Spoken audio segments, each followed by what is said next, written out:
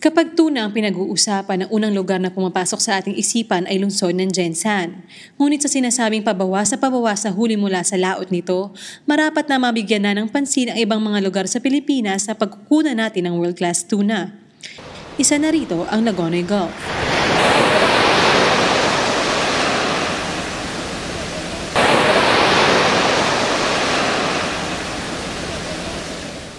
Isang baybayang komunidad dito sa bayan ng Tiwi sa Albay, pamimingwit ng tuna ang pangunahing ikinabubuhay. Ang dagat ng Tiwi, hindi nila kailangang pumunta sa malayo para sila makakahuli ng tuna.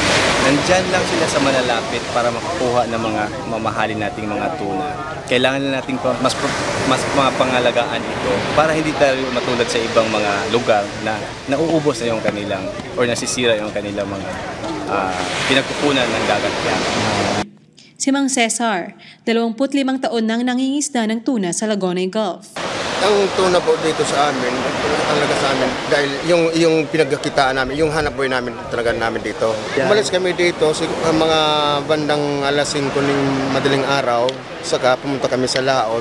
Uwi kami ng alas 4 ng hapon para itong nahuli namin, ilagay namin sa storage. Sumasapat naman daw ang kanyang kita para sa pangangailangan ng 6 na anak na mag-isa niyang binubuhay. Sa isang buwan na kinikita ko, siguro kung mga 18,000. Ayon pa sa mga eksperto, mas mainam ang paraang ginagamit ng mga mangingisda ng Lagonoy Gulf sa panghuhuli ng tuna. Kumpara sa paggamit ng lambat na talamak sa ibang lugar, bingwit lang ang gamit ng mga mangingisda rito.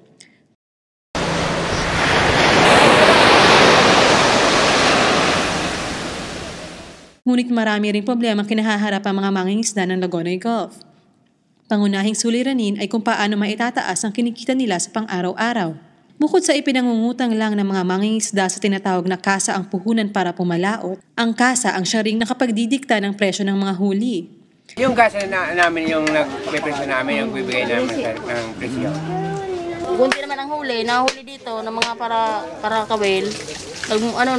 Pamisan mahal, pamisan pamura naman pag marami nahuhuli, tigulihan dito. Anila, malaki na ang kumita ng 10,000 sa isang buwan. Kulang na kulang para sa mag-asawang 1 dosena ang anak. Yes, how are you?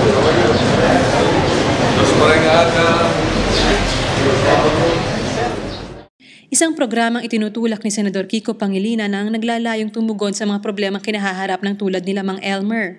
Doon sa Sakip-Saka, yung programang Sakip-Saka, which I think you're already doing here, kausap ko ang Pure Gold, kausap ko ang Robinson Supermarket, kausap natin ang SM Supermarket.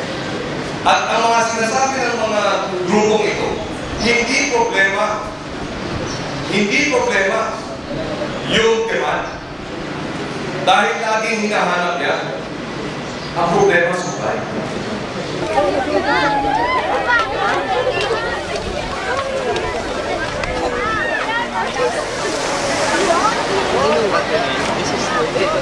Lahat ba ng inyong register? Oo. So, down to the last month, naka-register ang May 10% na hindi pa nakabayad.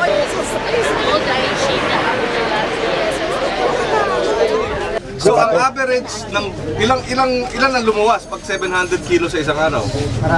Marami sir, mga 25-30 bangka. Ilang bangka? 4 na po. Sa isang araw. Average yun o mataas na yun? Ayon pa kay Pangilinan, hindi dapat mahirap ang ating mga mangingisda at lalo na't napakayaman ng ating karagatan. Hindi dapat mahirap ang ating mga mangingisda magsasaka. Lalo na po ang ating mangingisda. Ang Pilipinas, ang siyang pinakamaraming uri ng isda, pinakamaraming uri ng aquamarine species sa buong mundo. Dapat po bigyan ng halaga ang pusa para po talagang matugunan ang ating mga pangangailangan bilang isang bansa. Kaya naman tulong-tulong ang iba't ibang sektor upang lalong mapalakas ang industriya ng tuna fishing dito sa Lagonoy Gulf.